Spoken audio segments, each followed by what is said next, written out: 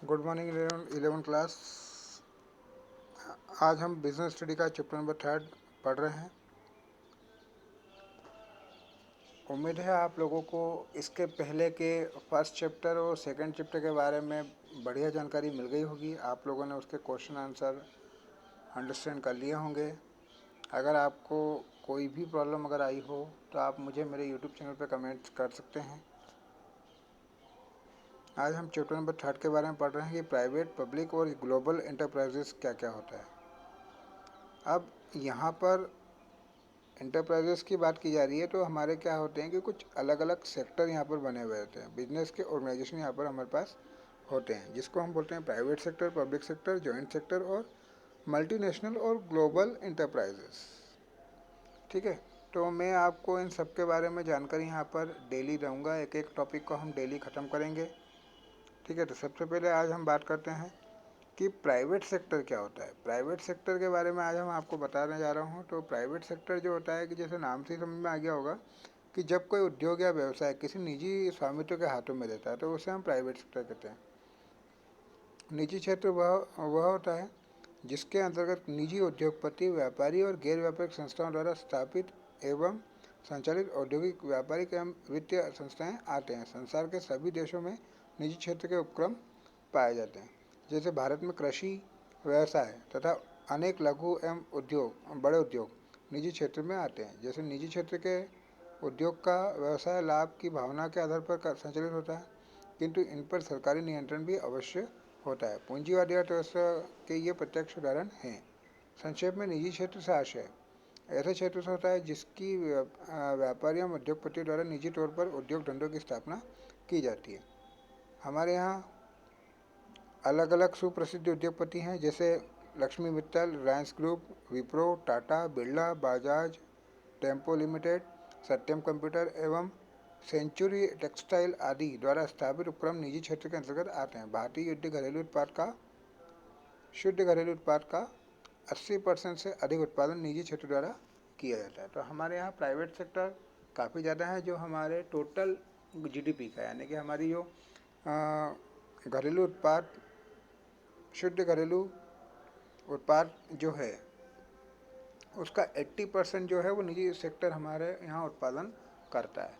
तो समझ में आ गया होगा आप लोगों को कि जब कोई कार्य क्या होता है कि किसी निजी क्षेत्र के अंतर्गत आता है, जिसको कोई एक व्यक्ति ही या एक व्यापारी ही क्या करता है, संचालित करता है, और उसका मेन उद्देश्य जो होता है वो लाभ कमाना होता है, और वो अपने किसी भी एक व्यक्ति के द्वारा उद्योग धंधे स्थापित किए जाएं। जैसे टेक्सटाइल लिमिटेड होता है, बिरला बजाज टेम्पो लिमिटेड है, विप्रो है, रिलायंस ग्रुप है। तो ये पर्टिकुलर एक बंदे ने इसको स्थापित किया हुआ है। अब इसकी डेफिनेशन है एन माल्या के अनुसार, निजी उपक्रम से आशय निजी स्वामित्व में स्थापित ऐसे उपक्रम से है जो कि औद्योगिक एवं वाणिज्यिक क्रियाओं से संलग्न होते हैं। मतलब किसी निजी स्वामित्व के द्वारा आप क्या कर रहे हैं, औद्योगिक और वाणिज्यिक क्रियाएं जो संलग्न की जा रही है, जो मतलब अटैच्ड की जा रही है, जो प्रौद्योगिकी, यानी कि आप या तो इंडस्ट्रियल या कमर्शियल जो भी एक्टिविटीज़ करते हैं, वो सारी जो चीज़ें हैं वो आपकी निजी उपक्रम के अंतर्गत आती हैं। इसके लाभ आपको देकर रखे हैं। तो सबसे पहला इसकी विशेषता की बात कर रहे हैं हम पहले, तो लाभ की भावना होनी चाहिए। निजी क्षेत्र का एकमात्र उद्देश्य होता है लाभ कमाना। सामान्यतः निजी क्षेत्र उन्हीं वस्तुओं का उत्पादन या वितरण करता है जिससे उसे लाभ होता है। ठीक है, तो अगर आप निजी सेक्टर में कार्य कर रहे हैं तो हम नॉर्मली वही चीज़ उत्पन्न करते हैं जिससे हमें लाभ होने वाला है। ठीक है, वो एक अलग बात है कि हमें समाज का भी ध्यान देना पड़ता है, गवर्नमेंट के कुछ हमारे ऊपर प्रेशर भी होते हैं, लेकिन उन सब को अलग रखकर हम हमारे बारे में भी सोचते हैं कि हमें लाभ होना चाहिए, तभी जाकर हम निजी सेक्टर में प्रॉफिट कमा पाएंगे। स्वामित्व, निजी क्षेत्र के उद्योग धंधों पर निजी व्यक्तियों की या संस्थाओं का अधिकार होता है। व्यापार का संगठन एवं प्रबंधन पर भी व्यक्तियों का अधिकार होता है। तो एक निजी उद्योग धंधा आपने जो भी डाला है उस पर आप ही एक ही व्यक्ति का क्या होता है, स्वामित्व रहेगा।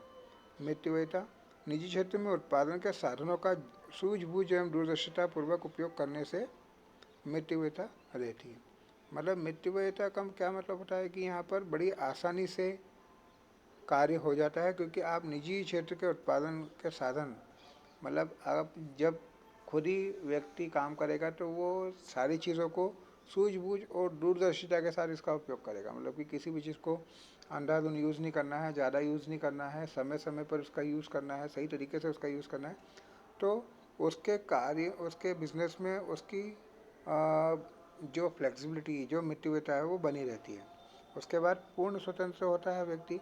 निजी क्षेत्र का व्यवसाय कोई भी डिसीजन लेने के लिए क्या होता है कि पूर्ण रूप से स्वतंत्र होता है। वैधानिक व्यवसाय या उद्योग का चयन वो कर सकता है, किसी भी प्रकार का उद्योग वो डाल सकता है। अगर आप प्राइवेट सेक्टर में काम करना चाहते हैं तो आपको किसी से कोई पूछने की ज़रूरत नहीं है, आपको जो भी व्यवसाय करना है आप कर सकते हैं, लेकिन वो क्या होना चाहिए, वैधानिक होना चाहिए। सरकारी प्रोत्साहन आर्थिक विकास की दर को तेज करने एवं क्षेत्रीय संतुलन की स्थापित करने के लिए सरकार निजी क्षेत्र को प्रोत्साहित करती है। निजी क्षेत्र को उद्योग को सरकार करों में छूट भी प्रदान करती है, वित्तीय सहायता भी उपलब्ध कराती है। तो प्राइवेट सेक्टर आपको डालने के लिए गवर्नमेंट आपकी हेल्प भी करती है, आपको प्रोत्साहन राशि भी देती है। जैसे कि अभी एट प्रेजेंट में आप लोगों ने सुना होगा आत्मनिर्भर भारत के बारे में। तो आत्मनिर्भर भारत के बारे में जानकारी के अनुसार मैं बता दूं आप लोगों को कि हमारे प्रधानमंत्री श्री नरेंद्र मोदी ने अभी आत्मनिर्भर भारत के अंतर्गत जो भी हमारे व्यवसाय उत्पन्न करने वाले व्यक्ति हैं, स्टार्टअप योजना जो भी स्टार्टअप जो भी करना चाहते हैं अपने करियर को, उनके लिए लोन की व्यवस्था की है, जिसको हम बोलते हैं मुद्रा लोन। तो मुद्रा लोन के लिए किसी भी प्रकार के बैंक में जाकर आप अपने प्रोजेक्ट को सबमिट करके बिना किसी गारंटी के लोन ले सकते हैं। तो ये गवर्नमेंट आपकी सहायता कर रही है, और आपको टैक्स में अगले 3 साल तक जो है टैक्स में छूट भी दी जाएगी। सरकारी नीतियों का पालन, निजी क्षेत्र को अपने उद्योग धंधों की स्थापना एवं संचालन करने में लाइसेंस नीति, वित्त नीति और अन्य कानूनों का पालन करना होता है। तो आपको अगर कोई बिजनेस डालना है तो साथ में हमें क्या करना पड़ेगा कि सरकारी नीतियाँ जो है, जैसे कि फाइनेंशियल कंडीशन या लाइसेंस की जो है, या जो अन्य कानून जो बनाए गए हैं सरकार के द्वारा, उन सभी कानूनों का आपको यूटिलाइज करना पड़ेगा, उसका पालन आपको करना होगा। उसके बाद इसके लाभ देकर रखे हुए हैं। निजी क्षेत्र का महत्व या लाभ, सबसे पहले व्यक्तिगत साधनों का प्रयोग होता है। देश में समृद्ध नागरिकों के पास उत्पादन के 2 महत्वपूर्ण साधन होते हैं, भूमि और पूंजी। इनको उत्पादन कार्य में लगाने के लिए निजी क्षेत्र की आवश्यकता होती है। ये लोग लाभ कमाने के उद्देश्य से अपने उद्योग धंधे स्थापित करते हैं। तो व्यक्ति के पास जो व्यक्तिगत साधन है, जैसे कि भूमि और पूंजी, उनका सही यूज़ हम कर सकते हैं। जैसे कि मान लो कि अगर आपके पास एक प्रकार का कोई भूमि पड़ा हुआ है और अगर आपके पास पैसा है, तो आप क्या कर सकते हैं कि एक गवर्नमेंट से छोटा सा लाइसेंस प्राप्त करके आप वहाँ पर एक हॉस्टल भी बना सकते हैं, हॉस्टल को किराए पे दे सकते हैं। तो ये आपका एक प्रकार का क्या हो गया कि बिजनेस चालू हो गया। दूसरा, हम चाहें तो वहाँ पर एक स्कूल कॉलेज गवर्नमेंट से लाइसेंस लेके हम स्कूल कॉलेज बना सकते हैं। तो ये आपका एक रोजगार चालू हो गया। या हम वहाँ पर कोई किसी प्रकार की एडवाइजरी फर्म डाल सकते हैं, तो ये हमारा एक व्यवसाय चालू हो गया। तो इसके लिए हमें गवर्नमेंट से लाइसेंस लेने की आवश्यकता होती है। तो हम कोई भी उद्योग धंधे वहाँ पर स्थापित कर सकते हैं हमारी भूमि और पूंजी को इस्तेमाल करके। राष्ट्रीय उत्पादन में वृद्धि होती है। तो निजी क्षेत्र के माध्यम से जब लोगों के व्यक्तिगत साधन उत्पादन में आते हैं तो राष्ट्र में के कुल उत्पादन में वृद्धि होती रहती है। तो जैसे आप क्या करेंगे कि जब भी आप कोई बिजनेस डालते हैं, जैसे आपने अपने व्यक्तिगत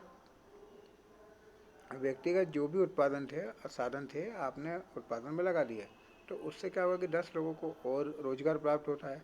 जैसे अगर हमने कोई स्कूल, कोई एडवाइजरी फर्म या कोई कॉलेज अगर वहाँ डाला है, तो हम 10 लोगों को जॉब वहाँ पर दे सकते हैं। अगर जॉब देंगे तो सिंपल सी बात है कि उन 10 लोगों की प्रति व्यक्ति आय भी क्या होगी, बढ़ेगी। अब जब प्रति व्यक्ति आय बढ़ेगी तो हमारे देश की राष्ट्रीय उत्पादन में भी क्या हो जाती है, वृद्धि होती है, राष्ट्रीय आय भी हमारी बढ़ जाएगी, जीवन स्तर में वृद्धि होगी। नेक्स्ट पॉइंट में भी वही पॉइंट क्वेश्चन है कि जब हम कोई उत्पादन कार्य करते हैं तो वहाँ पर क्या होता है, लोगों को रोजगार भी उत्पन्न हो जाता है, तो वहाँ पर प्रति व्यक्ति आय बढ़ने लगती है और उनका जीवन स्तर ऊंचा उठने लगता है, बचत को प्रोत्साहन मिलता है। तो निजी क्षेत्रों लोगों की बचत करने की इच्छा और शक्ति में वृद्धि करता है। जब देश के नागरिक अपनी बचत को धन को उद्योग में विनियोजित करने के अवसर पाते हैं तो वे अधिक से अधिक बचत करने के लिए प्रोत्साहित हो जाते हैं। जैसे एडवाइजरी फर्म होती है, तो एडवाइजरी फर्म वाले जो बंदे होते हैं वो क्या करते हैं कि जो लोगों से अपना जो पैसा होता है वो बचत करके उनके किसी उद्योग यानी किसी बिजनेस में इन्वेस्ट करने के बारे में बात करते हैं और उनको प्रोत्साहित करते हैं, तो उनसे उनकी बचत भी होती है और उन्हें उसका लाभ भी यहाँ पर होता है। पूंजी का निर्माण होगा। जब व्यक्ति क्या करेगा कि अपनी पूंजी को, अपने धन को किसी व्यापार में लगाएगा तो दूसरे व्यापार जो हैं वो तेज़ी से आगे बढ़ेंगे और उद्योगपति और व्यापारी का इसका लाभ होगा। विनियोग करते हैं तो इसमें पूंजी भी बढ़ती है। बाकी और भी पॉइंट है हमारे पास के व्यक्तिगत क्षमता का उपयोग होता है, सार्वजनिक वित्त में अनुदान, सरकारी इकाई का नियंत्रण, विदेशी पूंजी का उपयोग आदि।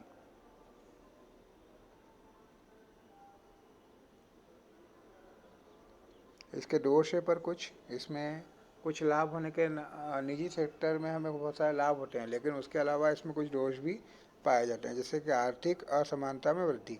तो निजी क्षेत्र में आय एवं संपत्ति कुछ सीमित लोगों के पास ही होती है,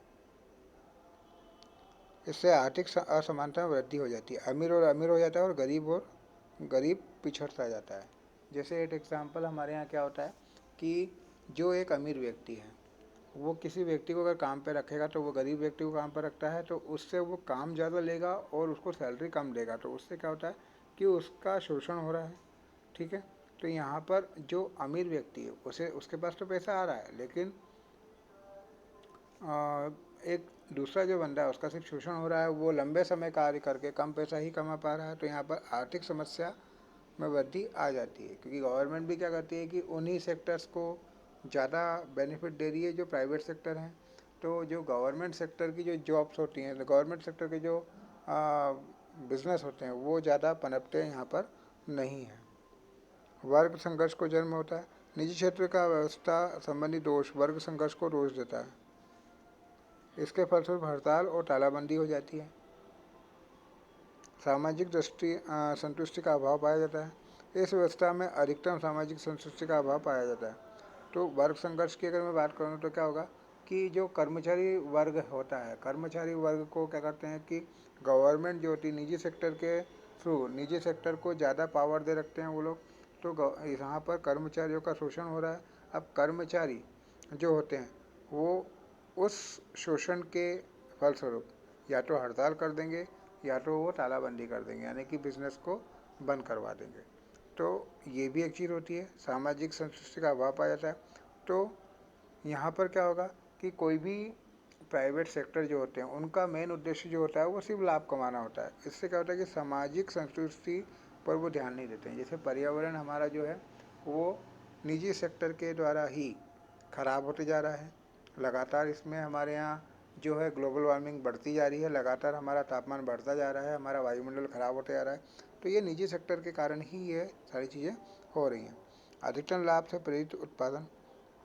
निजी क्षेत्र में उद्योगपति केवल उन्हीं वस्तु का निर्माण करते हैं जिनसे उन्हें विक्रय करने पर अधिकतम लाभ प्राप्त होता है। तो अब यहाँ पर समाज को जिस चीज़ की आवश्यकता है वो चीज़ें जो है उत्पादन कम होती है, क्योंकि उन्हें उस वस्तु से वहाँ पर लाभ नहीं हो रहा है। ठीक है, तो लोगों बिजनेसमैन को लाभ उन कुछ अलग चीज़ों से होता है, तो वो उसी टाइप की वस्तुएं वहाँ पर बनाएगा जिससे उसको लाभ हो रहा है। गहन प्रतिस्पर्धा, मानव कल्याण की उपेक्षा, पूर्ण प्रतियोगिता, ये और भी पॉइंट है इसके। अब निजी सेक्टर के अंतर्गत आपके पास और भी उपक्रम है, जैसे sole trade, joint Hindu family, partnership, cooperative society और कंपनी। इनके बारे में मैं आपको लास्ट चैप्टर में जानकारी दे चुका हूँ, और ये सारे सोल बिजनेस सारे के सारे जो होते हैं हमारे प्राइवेट सेक्टर कहलाते हैं। जैसे सोल ट्रेड के बारे में बताया था, जॉइंट सेक्टर के बारे में बताया था, जॉइंट हिंदू फैमिली के बारे में बताया था, पार्टनरशिप के बारे में बताया था मैंने आप लोगों को, कोऑपरेटिव सोसाइटी के बारे में बताया था, कंपनी के बारे में बताया था। अब कल हम जो है पब्लिक सेक्टर के बारे में पढ़ेंगे इसके लिए। तो आप इसे वापस से लर्न करके इसको अच्छे से अंडरस्टैंड कर लीजिएगा। Thank you.